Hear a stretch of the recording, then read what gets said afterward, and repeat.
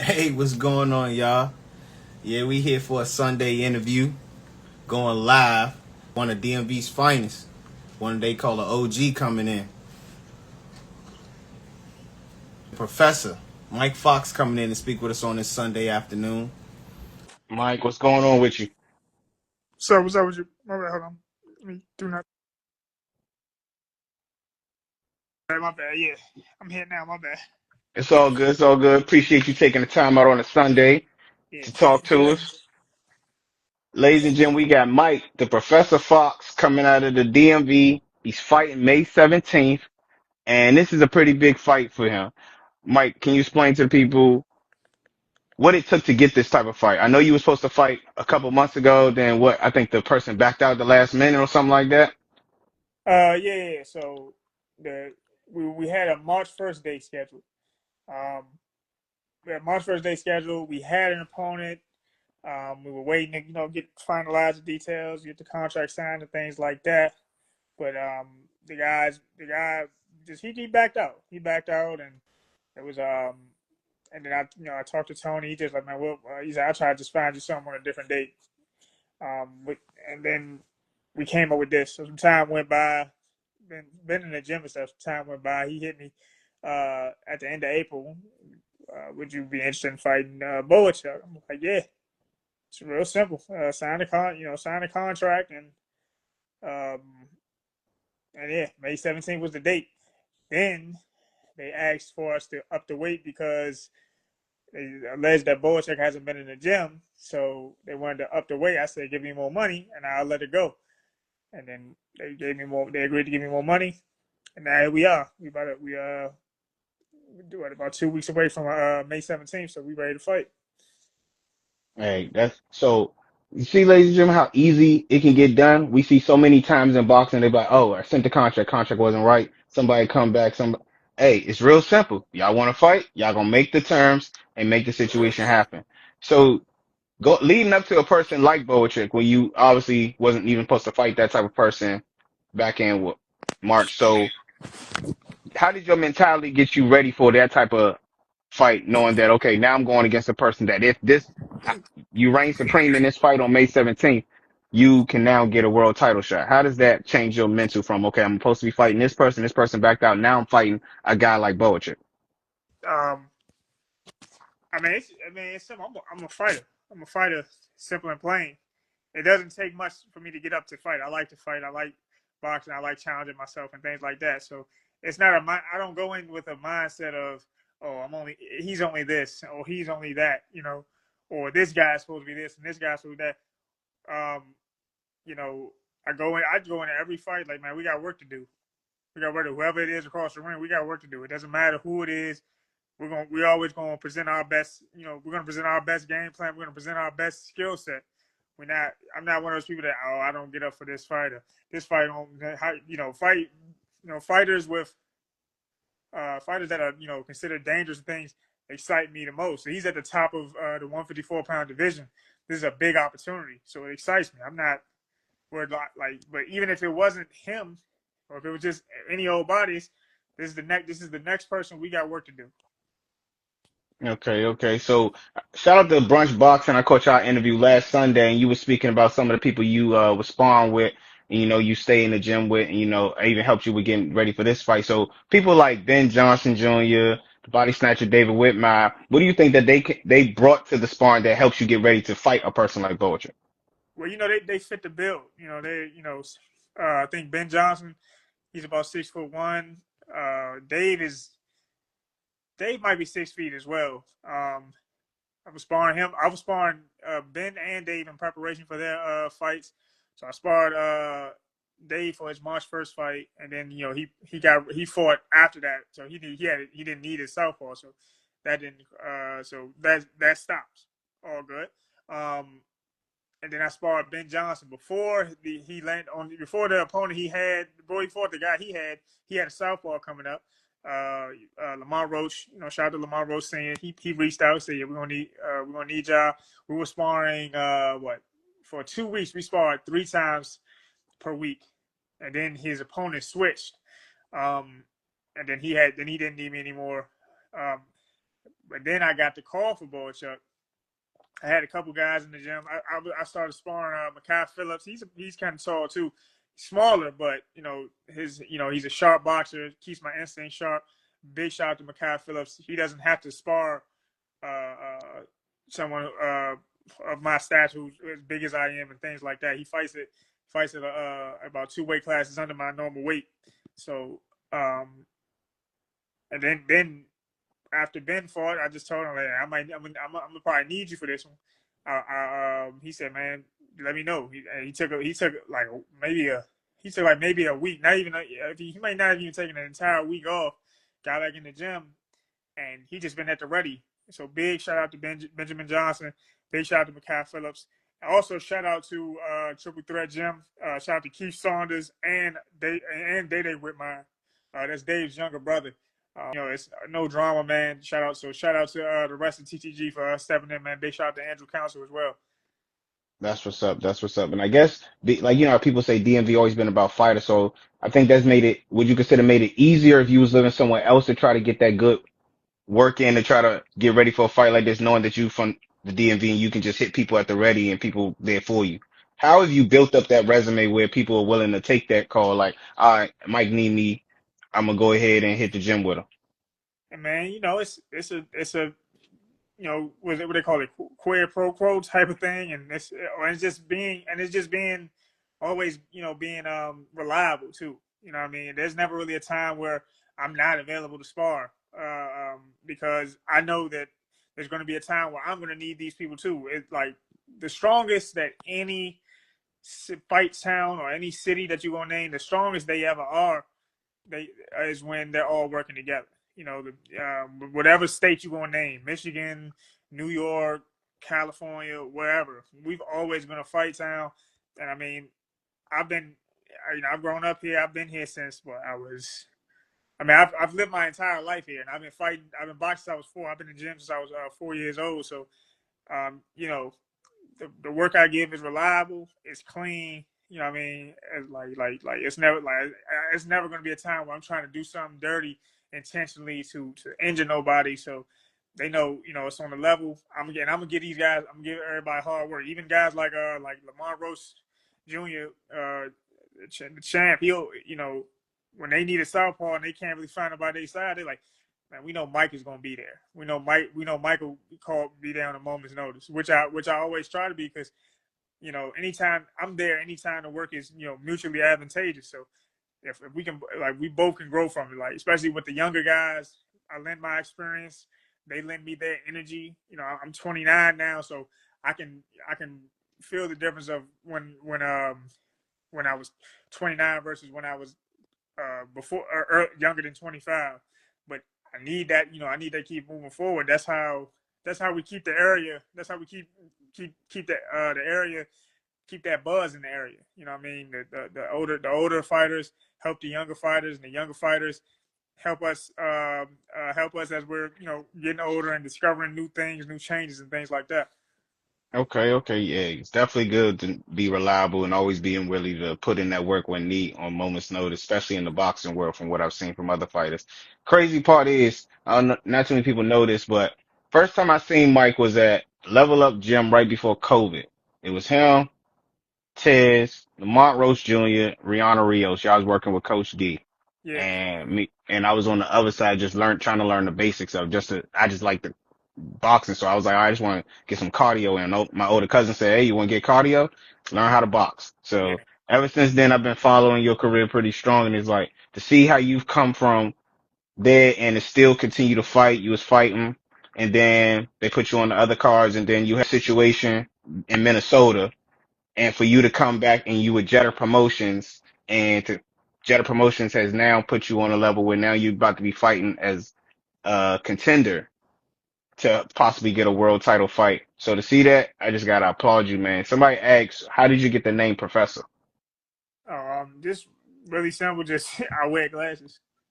Honestly, if you go, people, I ask you, people ask all the time. Like my dad will ask, like, what do you look like you do for a living? Talk about me, and he's like, do you have like what you got, like an IT job or something? I'm like, nah, man, I box. I'm a professional boxer. Then we show him the videos and stuff. I showed one lady a video of mine one time. She's like, well, first she was like, "You're a boxer?" She's like, "Proof." And she was a little drunk, so she was bashful, excited, and everything. But she said, "Proof." And I put up a video like, "That's me right there." I just without the glasses, boom, I take them off. Then they like, "Oh yeah, you look like the person in that poster." I'm like, I ain't even know these glasses had that type of effect. Hey, that's like a Clark Kent situation. Yeah. So going against your opponent, knowing that he's had as many knockouts, but granted, he hasn't nobody else since 2023. And the last person he lost to was Virgil Ortiz, which is still undefeated. So how do you see him being the type of puncher that he is and how does that match up to make a great fight? Well, I mean, the thing is, the shot, his knockouts and his stops just normally just come from kind of overwhelming. He's not. I've never really seen where he was at a certain level. He wasn't really a one punch knockout guy. So, he likes to try to overwhelm and things like that. Overwhelm, apply a lot of pressure. Um, the way I box, counter punching, fighting at my range. On my best nights, I'm fighting at range and keeping things like that. I think with him being 6 feet, me being 6'4", he's not going to be used to being the shorter man. It's going to require him to do a little more than he's used to doing, just in the sense of how to close the distance and everything like that. Because in the fights I've watched of him, he's applying pressure. He's on the front foot. He doesn't overshoot his punches. He's stepping behind his jab. He's throwing a long. He throws a long right hand, and behind the jab, get you to the ropes, and he doesn't smother himself. Now, he'll have to going up against me. He'll have to account for that extra 4 inches and 4 inches in height, and as far as punch run, another what am I saying? Another 5 inches in punch range. He got to cover that distance. He's not going to be like the taller man, the bigger man. So those are some things that he's not going to be. Yeah, he's not going to be the taller. Will he be the bigger? Yes, but the way I plan on fighting, he won't have time to really set his back foot for his biggest shots. Okay. So speaking on your style, I remember you when you fought recently and at Live, and then you said you was walking through the casino and somebody had stopped you and was like, "Yo, when next time you fight?" You was like, "I just got finished fighting." And you was like, the way you fight, obviously you're not going for the pure knockout. You're not considered the knockout artist, but you still get a W. So how have you been able? Have you ever thought? I guess obviously at your age now, you're like, "I'm good where I'm at in my style." But when you were younger, did you just like, I need to find a way to make it more exciting as knocking somebody out because that's what people want to see. How have you stayed that course of like, I'm just going to do me? The biggest thing I've always just told myself is, um, my body's gonna grow. It's gonna change. I'm gonna get stronger. Um, and if the knockout comes, the knockouts come. But I don't want to sacrifice, what I do well. What I do well is garner me an 11-year career as a pro fighter. So the only things I'm gonna do as far as trying to get knockouts is just in outside of camp. We go through like with strength conditioning and with Coach D, we go through like heavy lifting phases and things like that. So, you know, we're just gonna whatever I'm gonna do is just gonna make me a stronger boxer in what I do. I'm not really out to change everything. But if a power surge comes this late in my career, it does. I mean, that's more problems for my opponents to have to deal with. But you know, I don't got a bunch of knockouts, but these guys aren't just walking through my punches. I got respectable power that allows me time to operate the way I know how to operate as a pure boxer. Okay. So what's it? I know y'all fighting in California on May 17th. What's it like fighting? You fought over on the left coast before. What's it like fighting there compared to fighting on the East Coast? I think they do want they like a lot of like guys that come forward. It's just I think the way it doesn't even matter like black, white, Mexican, anything. They love seeing kind of firefights and guys on the front foot and everything like that. But the biggest thing, but as I go over there, there'll be minor adjustments I'll make to be a little more to be more aggressive in spots where I need to be. But we're not. It's not just gonna. I'm not just gonna. I can't just totally flip my game. My fight game. I'm gonna present the best Present the best fight. I'm present the best fight I can, but present the best game plan I can. They either gonna like it or they not. I hear that. I hear that. Hey, stay true to who you are. You getting them W's, so why change it, right? If it ain't broke, don't fix it. Yeah. So We'll make it. Like I said, we'll make adjustments as we need. But the best version of me is the best chance I had to beat Bohachuk. I hear that. So someone said in the comments, but I was getting to that. Was my next question. You have done boxing, but you also do commentating, and you do it while you're like you went camp now to fight in 2 weeks, and then I just saw you last weekend. Shout out to Greg Sharpshooter Outlaw and Sharpshooter Promotions on a great event they put out at Beyond the Ropes 2 at Bowie State, and you were there for Bing TV. So how did you get into commentating, and is that something that like is like your solace when you're not in the gym? Yeah. So I got into commentating. Well, I really got into it back in 2021. It was shortly after the Maestre fight. I actually was there's a guy named Mark Frado who has his own media company, Lineker Media, and they run a broadcast service, a streaming service called Fight Night Live. They used to run it on Facebook a lot. They used to run it on Facebook a lot, where they show all the undercards of different club shows and everything.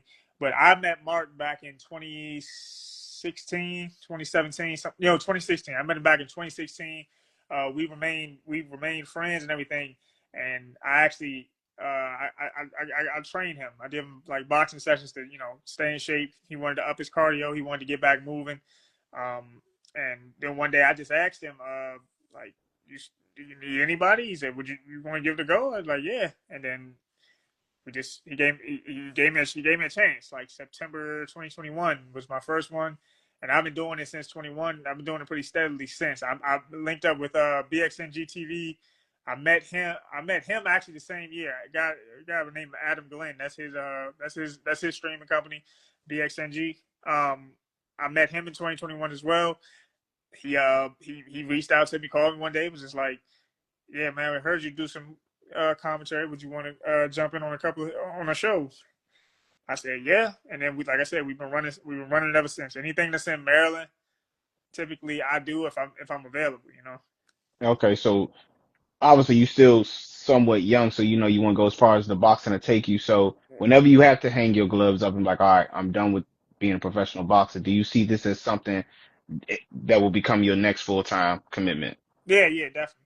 Like I love the sport. I love to watch the sport, and I love to, I like commentating because I do my best to give the fighter perspective to the audiences, and break it down or explain it in a way that's digestible to I guess casuals and to whoever's listening, whoever's watching. But like the biggest thing I love about it too is the things I say in the fight and while the fights is things that most of the cards consist of people I know.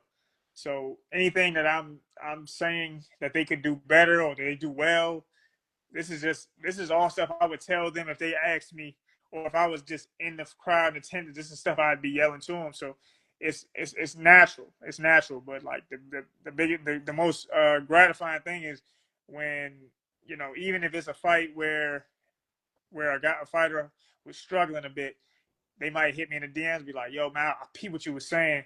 Watch it again. I seen that. I'm gonna work on that." When I fought November 9th, Josiah Giles, Giles, yeah, Richmond dude, yeah. we were doing the drug test. He's like, "Yeah, man, I was listening to what you were saying, man. I'm got you. I got you." I'm like, "Man, look, just do your thing, bro. It's all to help." But like, because I'm getting ready for my fight too, so I'm just like, "Man, look, I know you. I told him, like, I know you can fight. This is all 2 cents just to help you get better."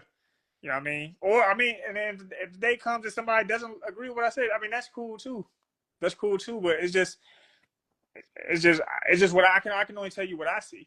Yeah, yeah. Well, obviously, you have been at speaking on how you just love the sport. I see you and your dad, y'all train people in hands with hands with plans. So do y'all just train people who just eventually want to get on your level, or they just doing it, like whether it's cardio or something like that? How does that work? Well, I mean, we train some people who just want to do some cardio, like clients that just I'm just trying to stay active. I need a different I need a different cardio. I can't just run it all the time. It's blah blah blah. You know what I'm saying? And then we also train amateurs. We actually got some amateurs fighting on the Thump Yard card. It starts at like 3. The one in College Park. So Okay, yeah. we train amateur boxers. Um, well, the crop is kind of growing. We got 3 main ones right now, and then we train the Sugar Ray Leonards now. So we help the other coaches with their fighters too. Since the youngest all sparring each other, it helps when we all kind of collaborate and we work together. So everybody's getting better. Whoever's already at a high level, they're kind of pulling these. We're all pushing these guys along. You know what I mean? Okay, okay. So would you consider the fight that you have May 17th probably the tallest task of your career?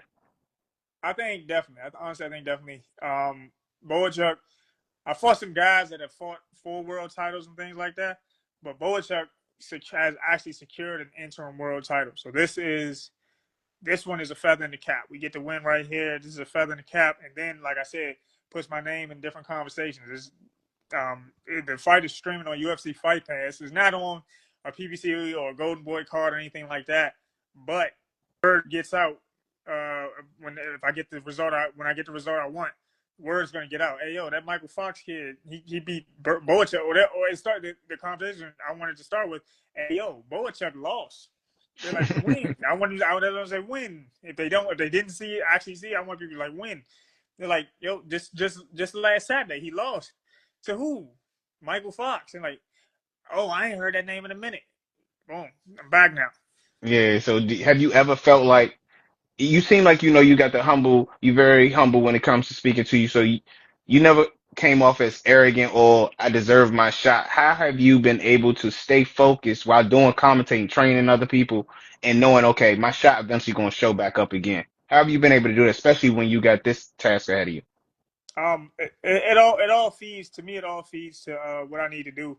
When I'm commentating and I'm doing that, I'm watching the sport, and it forces me the job forces me to study these guys, how they fight, look for certain tells or rhythms or patterns that they have and things like that. So it's always kind of trained in my mind to watch to watch fighters fight, and articulate what I'm seeing, or to be in the gym, coaching young amateurs along, showing them the pros and cons of whatever their whatever game plan they have, or whatever style they're implementing, things like that. It all just leans into to me getting better. I see boxing, I see combat sports in general from a few different lenses, and I think that feeds to my game plan and how my mind works when I'm fighting and things like that. I've never been a person that like speaks on what's deserved. Nobody deserves nothing in this sport, in this life. To me, it's you earned. Deserving is for the entitled. Fighters earn. If you get it, you have an earning mentality. You earn what you earn the spot. I don't deserve this world title opportunity. I don't deserve this opportunity against whoever. I earned this opportunity. Y'all gonna give me this opportunity because I did the work. You know what I mean? Deserving is for brings entitlement to me. We're not entitled to nothing here. Understood, understood. Well, definitely a person who is a teacher, the professor. One last question. When you come to commentating, if you could commentate your dream match, what would it be? Like, you mean like past or present, or something that's coming? It could be past, it could be future. Well, I mean, I say this since since they just announced it, I would in a dream like I got I still have a lot of work to do in commentary, but to be able to commentate a fight like Crawford versus Canelo, I think that's Mm, any analyst's dream. I think that's any analyst's dream. You could probably ask anybody, like, you want to be there, you want the energy, you want to be in it, but you want to be able to be right there watching it and telling everybody how you're seeing it happen as it unfolds. okay, okay, yeah, I can't wait for quick. If you could sum it up in one sentence, what would you say the past 2 nights have been for boxing? Fatal fodder. Fatal Fate, fodder. Only because, like, it's not necessarily Turkey Alex's fault or none of the promoters' fault. It's just, the way the guys are fighting. The thing about it is, like, I take Ryan and Devin's situation where when you have a big opportunity on the horizon, this fight Exactly. is fed to you as a not fed to you. This fight is presented to you as a look. This is just a tune-up type of thing, just to get you back. Get back moving. It's been a year, blah blah blah, and that's kind of how they both fought. Devin did what he did and he won. Ryan did what he did and he lost. But they were.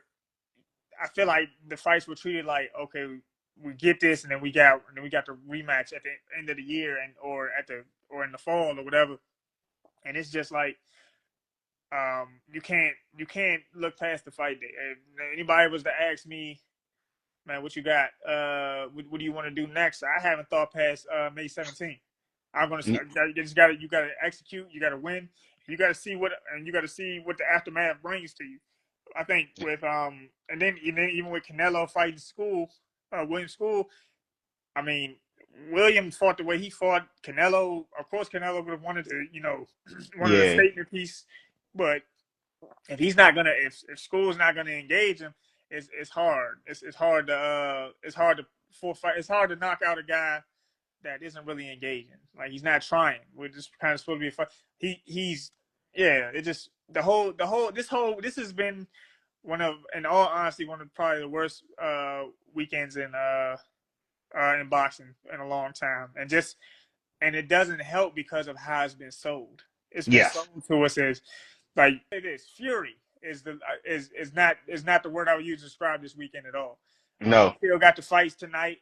Nonetheless, I thank you for your time. Hey, we definitely appreciate you coming through to talk with us. Mike, we wish you all the best on May 17th. Definitely get Appreciate that it. victory. To have Thank you. another DMV boxer in the contest of talking about world title fights would be great. Like I said, DMV is always behind you, man. And I thank you again, man. Appreciate you. Appreciate it. Appreciate it. Thank you for having me. All right, the professor, Myke Fox. Thank you. Ladies and gentlemen, we are gone smack like that.